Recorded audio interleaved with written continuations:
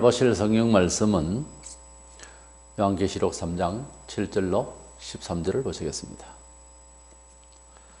빌라델비아 교회의 사제에게 편지하라.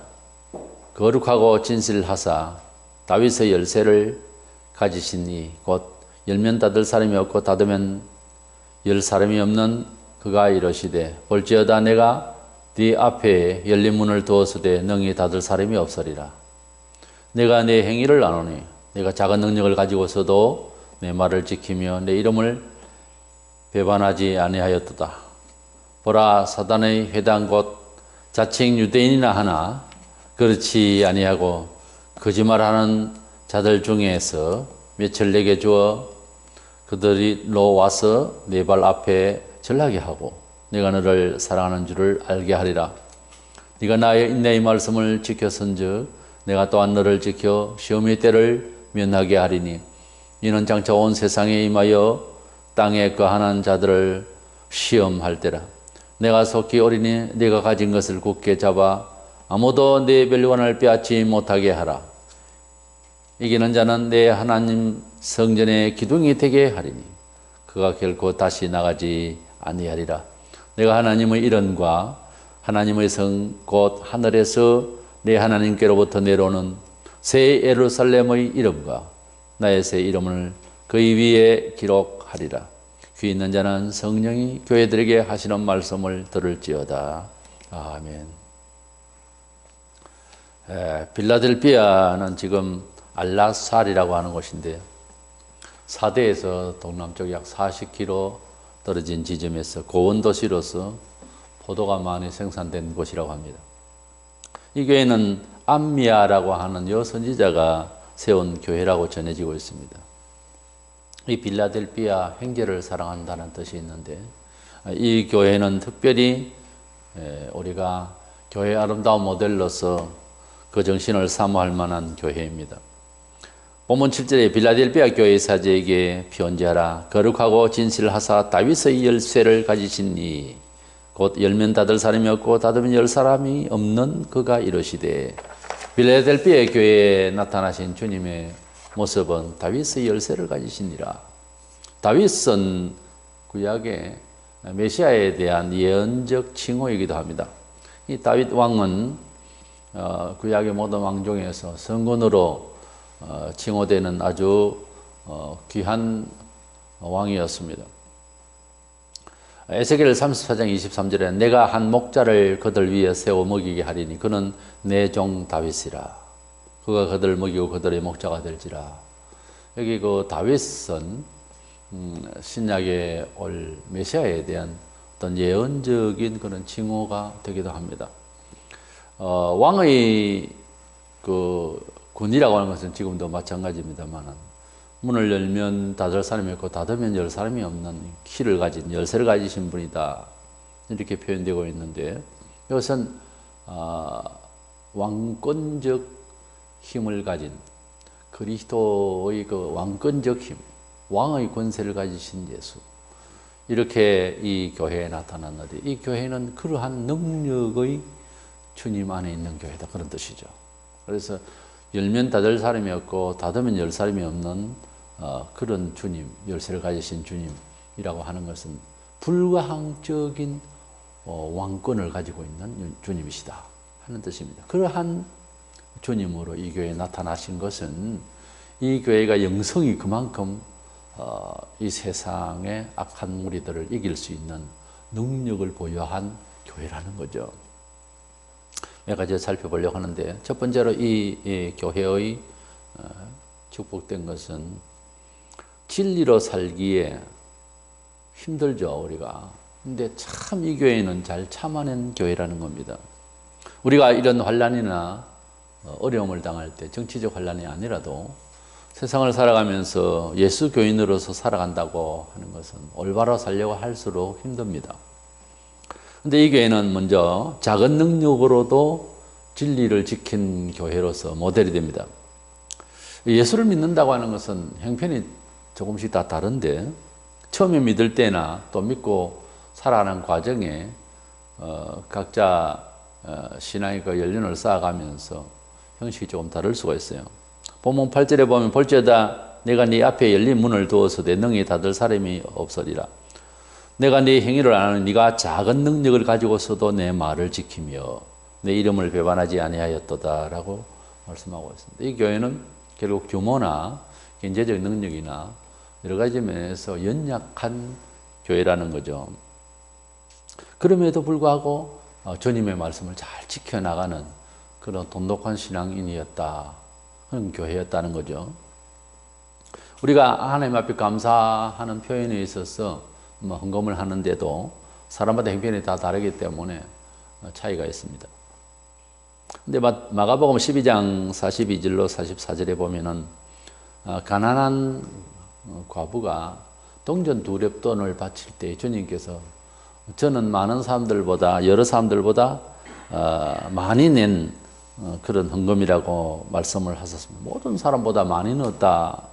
동전 2렙돈은 계산을 해보니까 참새 반마리 할 수 있는 돈이에요. 그러니까 그 헌금은 계산을 할 때 뭐 계산에도 들어갔는지 말았는지 할 정도로 표도 없는 그런 돈이라고 봐야 되겠죠. 그런데 이 돈을 모든 사람보다 많이 넣은 거다라고 했어요. 왜냐하면 이 여인은 하도 가난하니까 그 전부를 다 드린 것이 그런 정도로 돈이 없는 사람이에요. 근데 그것을 헌금을 주님 앞에 감사함으로 냈다는 거죠. 이렇게 많이 가진 사람이 낸 것하고 없는 사람이 낸 것하고 돈 액수는 물론 돈이 너무 없어서 적은 액수지만 주님이 계산을 하실 때 그렇게 하시지 않는다는 거죠. 근데 우리가 현실적으로는 그렇게 영안을 열어서 공정하게 이해를 하지 않고 있거든요. 근데 우리는 그런 주님이 바라보시는 계산법, 없는 가운데서도 내는 것이 엄청 큰 돈으로 생각하는 주님의 마음을 우리가 가지고 사람들을 이해를 해야 된다는 거죠. 우리 한국교회 신앙이 언제 좋았느냐?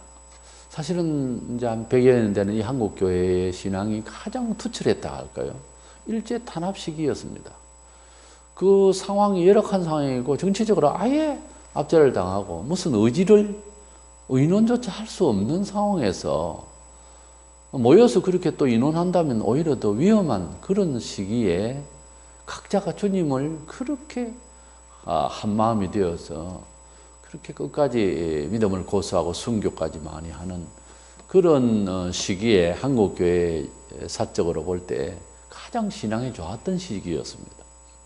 그 뒤로 지금 예배당 구조라든지 여러 가지 조직이나 이렇게 화려한 이런 때에는 지금 현재 신앙이 부족해서 한국 사회의 한국 교회의 신뢰도는 추락하고 말았습니다. 완전 땅에 떨어져 있습니다. 이런 걸 보면은 신앙이 좋은 것은 어쩌면 문화적인 환경하고 좀 반비례하는 성향이 있어요. 그렇다고 해서 부자가 되지 말라든지 여러 과학적, 문화적 풍요를 부정한다는 뜻은 아닌데 그런 시험을 받는 성질이 있다는 거죠, 사람이. 우리가 원만하게 하나님의 나라에서는 그렇게 안 되겠죠. 근데 우리 사람이 창세기 3장 이후로 원죄를 짓고 난 이후로는 빠르게 작동하는 이 소프트웨어가 그래요, 사람이. 타락하기 일수라는 거예요. 뭘 좀 잘 돼 있으면 그냥 태만해지는 거예요. 하나님을 생각하지 아니하고 경각심이 없어지는. 그걸 참 지켜나간다고 하는 건 장사가 없습니다. 참 어려운 거예요. 그래서 적절해야 되고 또 많이 받으려면 그것을 잘 조절할 수 있는 겸손함과 정직기에 분명한 충성심이 있어야 되는 거예요. 많이 가진 자는 많이 교만해버려요. 자연히. 그건 아니라는 거죠. 또 우리가 보통 기도를 할 때 복을 주시면 감사하겠다는 순서가 많습니다. 그러나 성경은 먼저 하나님 나라를 위해서 생각하면 복을 주겠다 이렇게 되어 있거든요. 그래서 우리가 뭐 감사하는 것도 조금 이렇게 감사하니까 복을 더 주시오. 또 이것도 거래를 하는 감사. 이것은 순전한 감사가 아니에요. 자원하는 심령, 즐거운 마음으로 바치는 어떤 조건이 개입되지 않는 사람과 사람 사이에서 그렇잖아요. 반대 거부를 생각하면서 거래를 하는 것은 어렵습니다. 받는 사람이. 하나님도 마찬가지인 거예요. 그래서 이렇게 하나님을 정말 감사하는 마음으로 없는 가운데서도 이렇게 감사하는 이 동전 2렙돈 바친 가난한 가부에 대한 칭찬은 가난하다고 하나님 앞에서 감사할 게 없다고 하는 계산은 안 맞는 거예요. 우리가 하나님을 이렇게 환경이 좋고 그런다고 해서 하나님을 더 열심히 믿겠다. 내 생활이 피해이면 더 하나님을 찬양하고 감사하겠다. 이런 사고는 잘못된 거예요. 빌라델비아 교회는 아주 약한 교회입니다. 재산상 경제적 어떤 내용으로 봐서는 동전 2렙돈 바친 가난한 가부 같은 그런 상황. 이 여러 가지 여건상 불이한 여러 가지 어려운 이런 열악한 환경에서도 빌라델비아 교회는 하나님의 말씀대로 자신을 잘 처신해 나갔다는 거죠. 그러니까 우리나라의 어떤 민족적 도덕성을 보면 선비신앙인 거예요. 나는 하나님의 자녀라고 하는 것을 입장고소를 분명하게 한 반듯한 신자들이었다는 거예요. 그리고 또 이 교회는 그냥 소극적으로 자기만 지킨다기보다 교회 공동체 적어놨다나 그런 가운데에 치고 들어오는 이러한 악한 영을 억누르는 영적인 전쟁의 승리자라는 거죠. 사탄의 회라고 계속 나타나고 있는 이 유대주의 유대인들이라고 자처하는 이 못돼먹은 이런 사람들이 교회를 자꾸 핍박을 하고 있었습니다. 본문 구절에 보라 사탄의 회당 곧 자칭 유대인이라 하나 그렇지 아니하고 거짓말하는 자들 중에 몇을 네게 주어 그들로 와서 네 발 앞에 절하게 하고 내가 너를 사랑하는 줄을 알게 하리라 그랬습니다. 하도 괴롭히니까 주님께서 이 연약한 교회지만은 주님이 함께 하신다고 하는 것을 보여주시기 위해서 그래서 이 사탄의 회당이라고 할 수밖에 없는 악당무리인 이 유대인들이 유대주의의 이 사상자들을 불러서 무릎을 꿇게 하게 하였다. 그리고 교회를 사랑하고 내가 너희들과 함께 하는 것을 보여주겠다. 이래서 통쾌하게 이렇게 무릎 꿇게 해주시는 그런 역사도 이 교회에 있다는 거죠. 초대교회는 이렇게 예수님을 믿지 않는 유대주의 사상자들이 교회를 핍박하는 시험이 저곳에서 일어나고 있었습니다. 그런데 이들을 이 빌라델비아 교회에서 무릎 꿇게 하는 이런 감사한 이런 일이 발생하게 되는 겁니다. 교회를 핍박하는 자는 교회가 때로는 이제 이렇게 순교를 하게 되고 당연히 이렇게 해를 당하고 그런 세속주의의 갑질 행위라든가 불법적 그런 종교적 핍박을 해올 때에 주님께서 어떤 때는 교회가 성립케 하셔서 뭐 법으로 이길 수도 있겠고요. 선하게 잘 사용해서 또는 교회가 참고 참아줬는데 오히려 자기들이 잘못됐다고 무릎 꿇게 되는 그런 경우도 이렇게 있습니다. 그래서 교회가 완전히 당해서 멸망을 당하나 하는 그런 상황도 있지만은 교회가 오히려 제압을 해버리는 세상의 권력과 상황들을 제압을 해버리는 이런 상황도 발생하게 됩니다. 주님이 교회와 함께 하신다 하는 것을 보여주시기 위해서 그런 방법도 쓰시고 하는 겁니다. 이렇게 신앙에는 긍정적인 측면으로서 우리가 바라볼 때도 있고요. 또 권한을 받고 하는 이런 소극적이고 부정적인 측면으로 보일 때도 있습니다. 이 양쪽을 다 하나님은 섭리하신다는 것을 알아야 되는 것입니다. 한쪽으로 편입되면 어떤 주의가 되고 순교주의 또는 행복주의 이거는 좀 자정을 해야 됩니다. 다윗이 골리앗을 무너뜨릴 때 물맷돌로서 그렇게 단방에 무너뜨렸습니다. 그 동네만 아니라 이스라엘 전체가 아주 놀라운 이런 역사를. 그런데 이런 다윗도 죄를 짓고 난 뒤에는 고난을 겪는 경우도 발생합니다. 하나님께서 성립케 하셔서 빛나게 하실 때도 있지만은 또 잘못된 우울한 이런 일들을 발생시켜서 겸손하게 하실 때도 있는 거예요.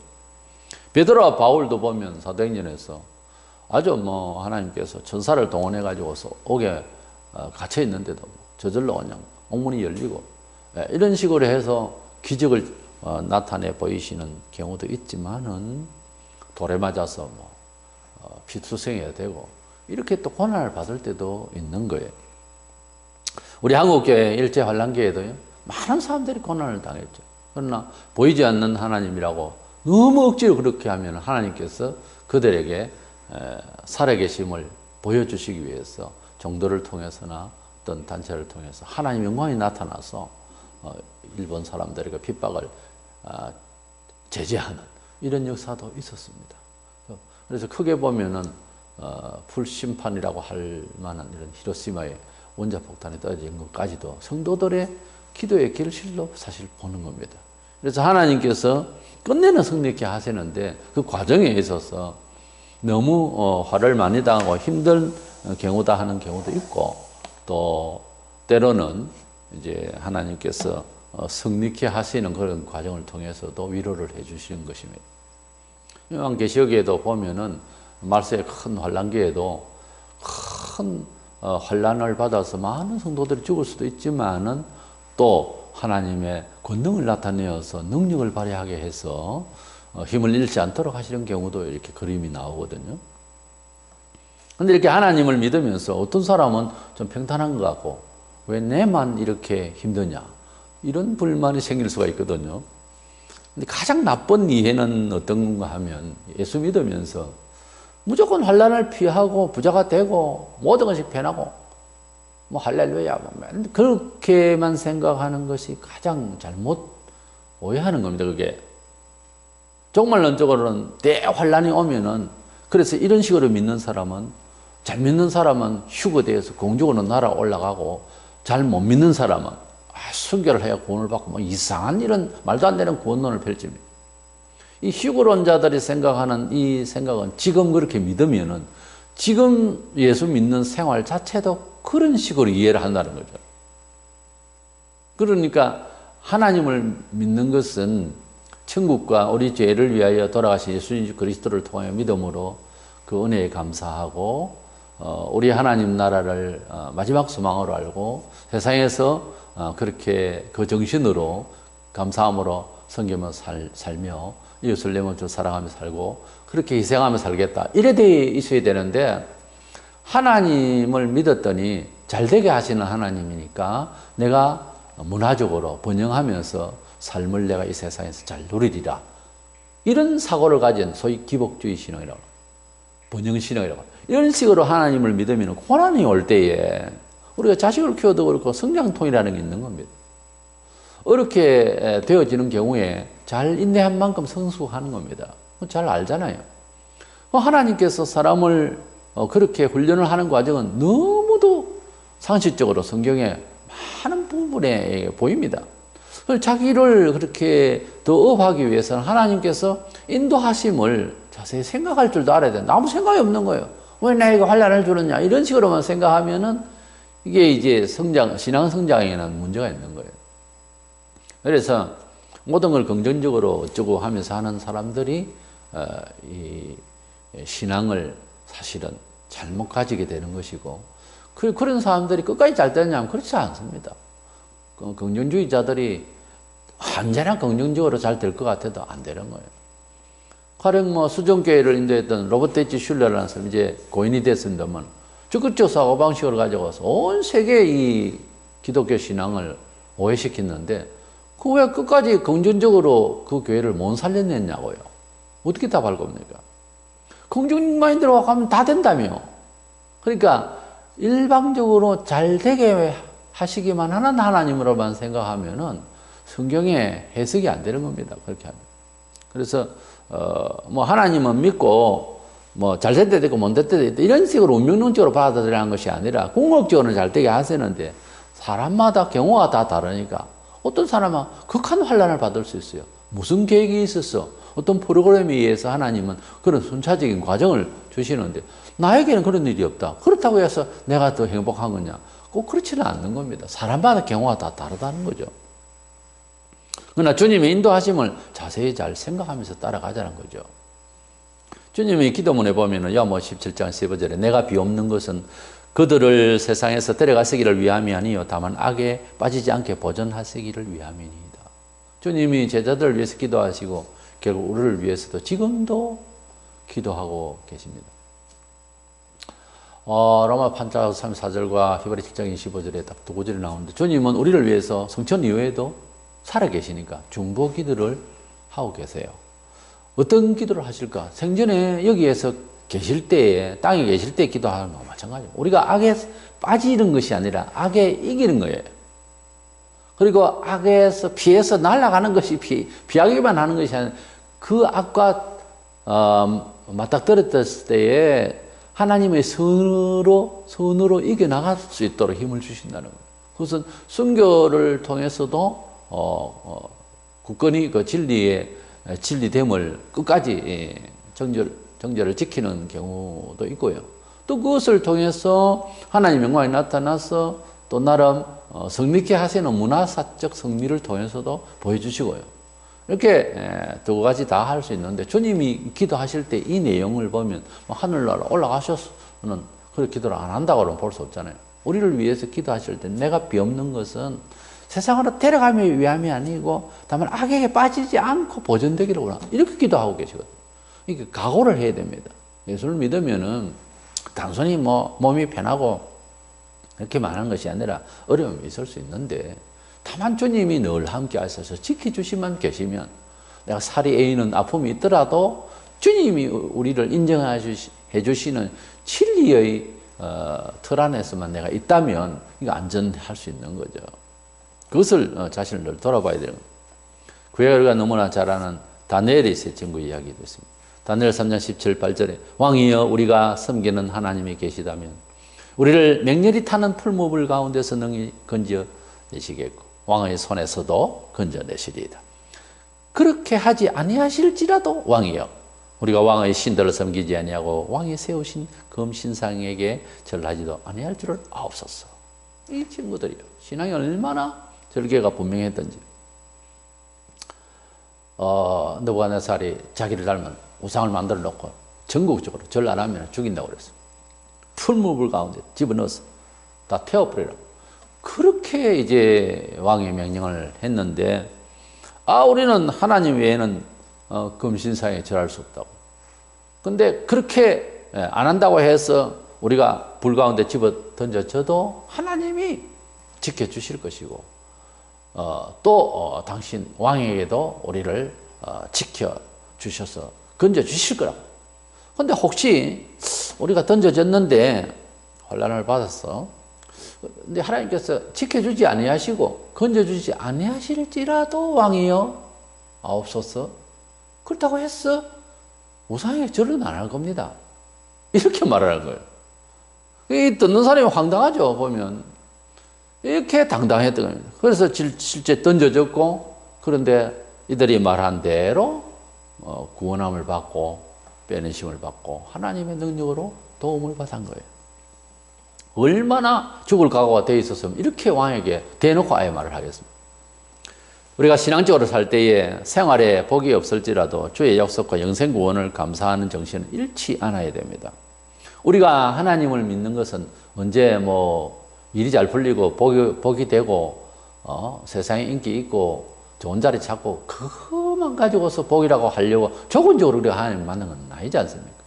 우리가 처음에 하나님을 만나게 되는 것은 복음 전도를 통해서 만났는데 그 사상의 내용인즉슨 우리가 죄인이고 지옥 갈 사람인데 주 예수를 믿어서 속죄함을 받고 영생을 얻게 한다는 이 소식을 받았지, 세상에 잘 사는 그 소식은 안 들었잖아요.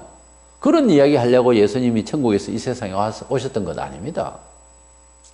그렇다면은 우리는 이 세상 살아가면서 어떤 조건적인 일이 다니엘의 이 세 친구처럼 이런 상황이 벌어졌을 때에 내게 혜택이 없더라도 왕이여 나는 우상 숭배를 안 할 겁니다. 이렇게 나가야 되는 거예요. 우리가 하나님은 한 분이시고 예수 그리스도를 나를 위하여서 십자가에 돌아가신 하나님, 성자 하나님 한 분이시고 그 외에 다른 모든 잡신과 이런 이야기들은 근거 없는 이야기예요. 합리성이 없다. 이걸 확실히 알고 하나님을 믿는 믿음을 저버릴 수는 없는 거예요. 어떤 상황이 오더라도 하나님을 오해한다고 하는 것은 근본이 흔들리는 거잖아요. 그래서 이 연약한 교회로서 이 교회는 이렇게 이제 악의 이런 무리들 이런 상황에서 흔들리지 않습니다. 악의 무리들이 갑자기 그냥 침해하러 오는 것은 아니거든요. 돈 줄게, 상황 좋게 할게. 주일날 교회 그냥 꼬박꼬박 다녀야 되겠냐? 너도 먹고 살아야 되지 않냐? 이런 식으로 들어오거든요. 악의 무리는 항상 합리적으로 들어와요. 그때에 우리가 어떻게 하나님을 사랑하고 있고 내가 어떻게 살려고 하고 있는 내 정체성을 확실하게 분명하게 해야 되는 겁니다. 그리고 이 교회는 두 번째로 인내의 말씀을 잘 지켰다고 했어요. 인내의 말씀을.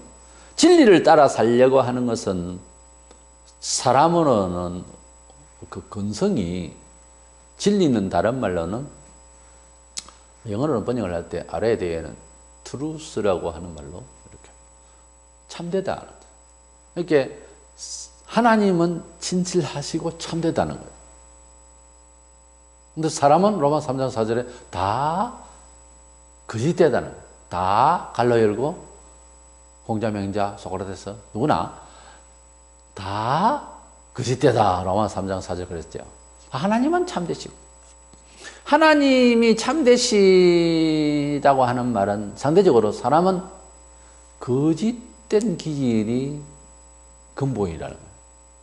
그렇기 때문에 참과 거짓이 만나면 참은 참이니까 끝까지 밀고 들어오잖아요. 근데 거짓은 고통스러운 거예요. 그래서 참된 것을 하나씩 하나씩 몸에 채우기는 거짓이 굉장히 자신을 참아내야 되고, 그렇죠? 반응이 일어나는 게 참아내야 되고. 주사를 찌르는데 낫게 하기 위해서 주사를 찌른단 말이에요. 주사를 보고 나무랄 것이 아니라 내가 아픈 것을 참아내야 수용할 수 있겠죠? 그와 마찬가지입니다. 진리가 우리를 찾아오실 때 진리가 잘못된 것은 아니고 우리 자신이 수용하는 성질이 안 되기 때문에 분노가 일어나고 반응이 일어납니다. 이것을 내가 잘 참아야 되는 거예요. 주사 찔 때 잘 참아야지 그 몸 잘못 흔들면 사고 납니다. 그러니까 주님의 말씀을 우리가 받아들이는 것은 1차적으로 누구나 인내를 해, 자기를 인내를 해야 되는 것이 아주 기본적으로 깔려있어요. 10절에 네가 나의 인내의 말씀을 지켰은즉 내가 또한 너를 지켜 시험의 때를 면하게 하리니 이는 장차 온 세상에 임하여 땅에 거하는 자들을 시험할 때라. 인내의 말씀이라고 하는 형용사를 인내의 말씀이라고 했어요. 그 말씀 자체가 인내하지 않으면 안 되는 말씀이라는 거죠. 말씀 자체가. 진리라는 자체는 인내를 안 하면 안 되는 성질의 내용이라는 거죠. 그러니까 인내는 아주 기본적입니다. 우리 신앙생활에 있어서 또는 인생사를 살면서 후회할 때 공통적으로 생각하는 게 그래 할 걸, 참을 걸, 뭐 걸 하잖아요. 걸 하다가 세월 다 가는 겁니다. 하나님의 말씀대로 잘 살아볼 걸, 세월이 지나고 나면 좀 더 참고 인내하며 수용할 걸, 그러거든요. 그래서 후회하는 것 중에서 못 참았다는 거, 못 참았기 때문에 실패한 경우가 거의 90% 이상입니다. 고린도서 12장 12절에 보면 사도의 표가 된 것은, 이렇게 사도로서의 상징적인 내용을 하자면 내가 너희 가운데 모든 기적과 능력, 이게 아니에요. 모든 참음과 표적과 기사와 능력을 행한 것이라.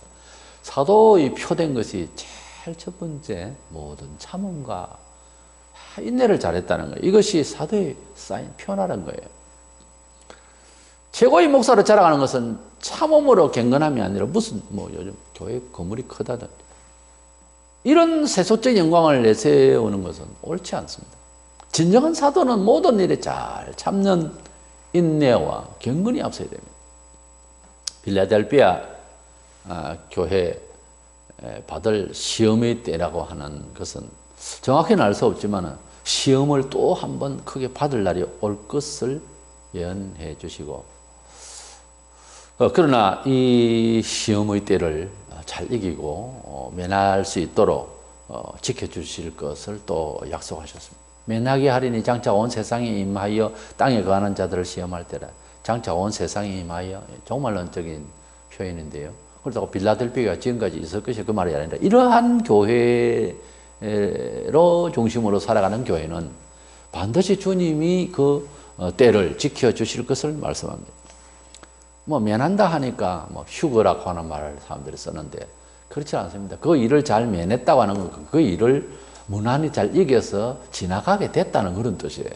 사실 면한다는 말이 전혀 참여가 아니라는 말이 아니고 그 일을 잘 수행해서 지나가는 것도 잘 면했다는 거예요. 잘 이겨나갔다는 말을 우리가 통용합니다. 씁니다. 그런 말을. 본문 11절에 내가 속히 오리니 네가 가진 것을 굳게 잡아 아무도 내 멸류관을 빼앗지 못하게 하라. 이 말씀이 또 있는데 이것도 잘 인내를 해야 지킬 수 있는 건데 이 교회가 가지고 있는 그런 믿음의 정신 이것이 상실되지 않도록 하는 거예요. 뭐 멸류관을 누가 와서 이렇게 빼앗아 간다기보다는 내가 지키고 있는 신앙의 지조 또 아름다운 하나님을 향한 그런 사상적 정신 이것이 외부로부터 혹은 상황에 흐트러져서 그런 아름다운 신앙의 모습의 그 정신적 멸류관이 멸류관 영광이잖아요 뜻이. 이 영광이 어두워지고 흐트러지고 이렇게 축소되어지고 빈약해지고 이렇게 되지 않도록 너의 신앙 자체의 영광스러운 모습을 그 신앙 사상을 잘 지키라는 거예요. 우리가 더 잘 믿는 것도 중요하지만은 신앙의 그 정절을 지켜나가는 것도 굉장히 중요합니다.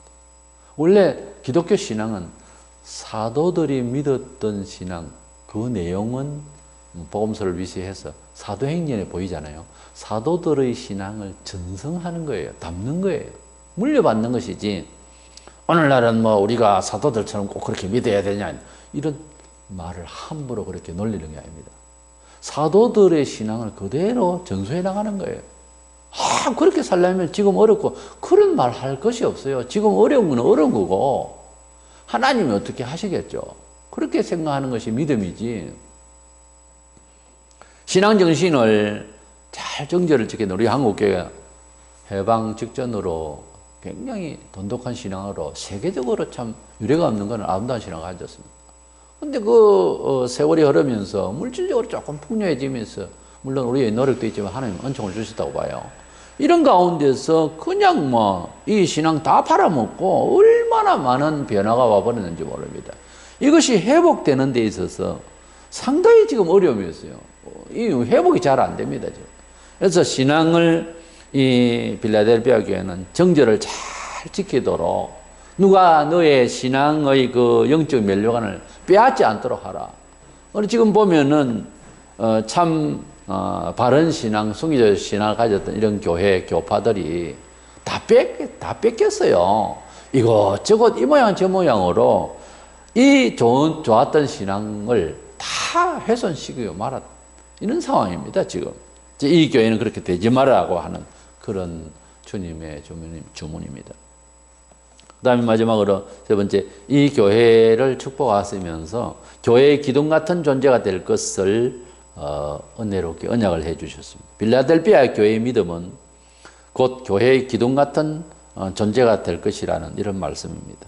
기둥은 집을 이렇게 지탱하는 거죠. 그리고 이 기둥은 곧아야 되고요. 지금 세면으로 철근으로 하는 것이 아니라 스테인을 하는 것이 아니라 그때나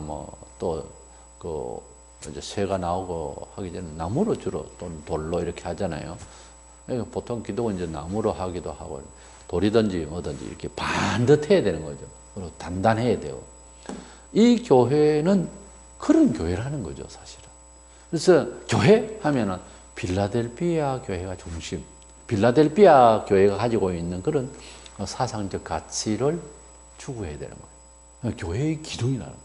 기둥이라는 것은 그렇게 받쳐지고 있는 그런 사상적 가치를 말하는 거예요.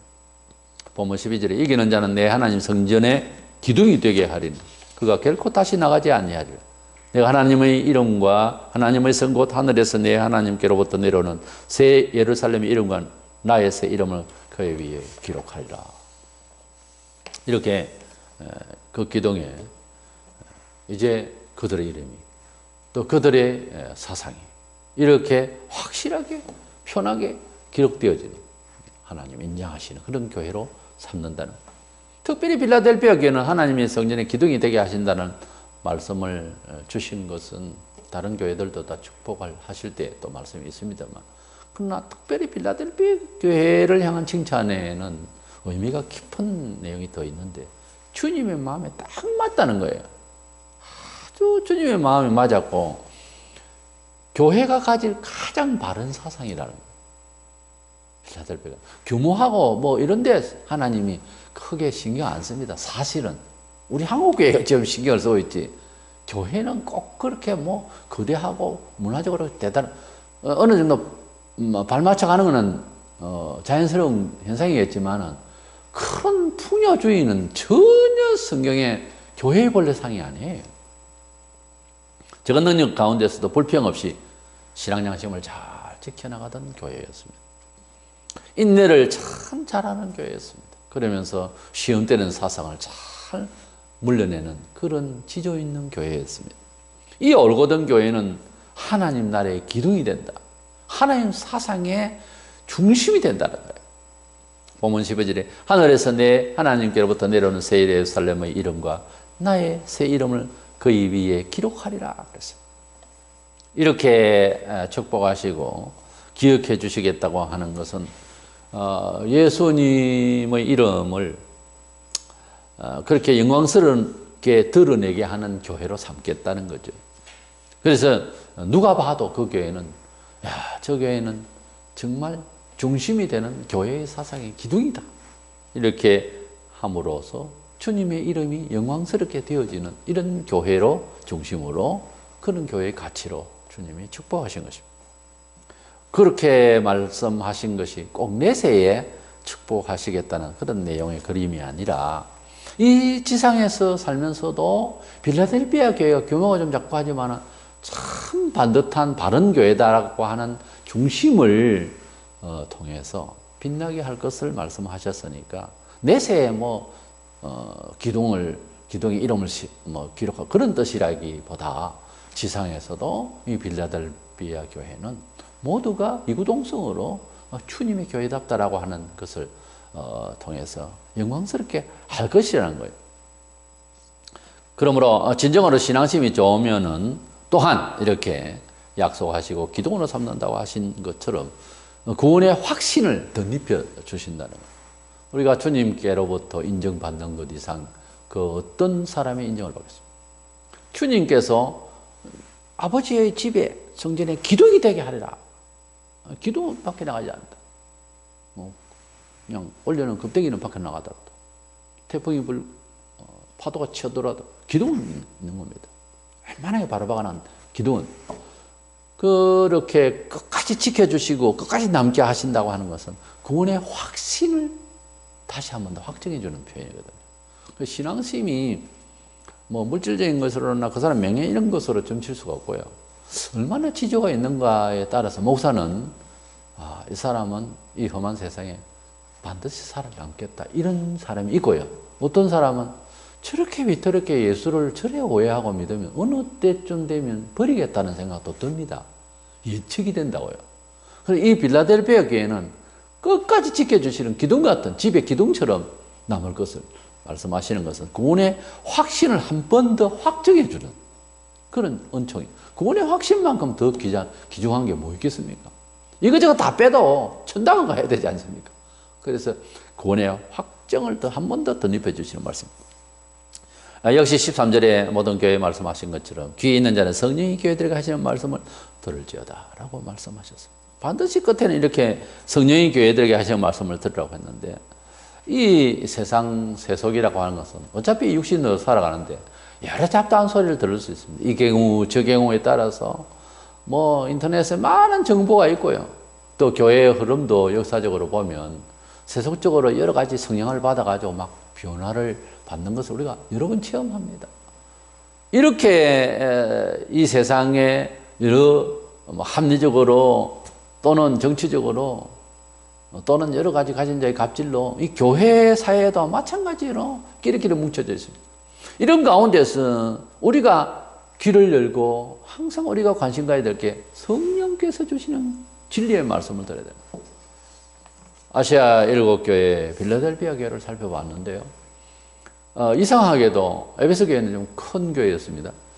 크다고 작다고 이런 데 대한 어떤 가치의 평가를 하신 적이 없어요. 교회는 크구나 그런 정도만 이야기하시지 크다고 해서 그게 교회의 비전, 소위 말로 요즘 비전은 아니었어요. 주님의 교회는 주님의 것이잖아요. 주인이 원하는 교회의 상이 양에 있지 않아요. 질이 있었어요. 반드시. 이것을 생각하면서 빌라델피아 교회는 아시아 7개 전체 중에서도 칭찬만 받은 교회입니다. 이 교회의 상징적인 내용이 뭐냐 하면은 진리의 말씀을 따라가는 데 있어서 문화적 여건을 거래하지 않았다는 거예요. 그런 걸 생각하지 않았다는 거예요. 이런 점을 생각하면서 이런 어려운 시기에도 우리는 신앙을 부정스럽게 말하거나 하나님이 주신 이 사상에 대해서 오해케 하는 말을 함부로 한다든지 하지 말고 빌라델피아 교회처럼 신앙의 정절을 지키면서 끝까지 주님을 감사하며 끝까지 주님을 해치 않아요. 끝까지 인내의 말씀을 잘 지켜나갈 때 그 신앙 하나로만 해도 충분합니다. 어쩌면 그것이 전부입니다. 인생에서. 그래서 빌라델피아에게 이 잘 인내하는 신앙, 악을 방지하는 신앙, 주님을 감사하는 신앙 되어서 역사 속에 저와 여러분 다 기둥이 되는 그런 은총의 말씀을 받는 그런 우리 자신들이 되기를 원합니다.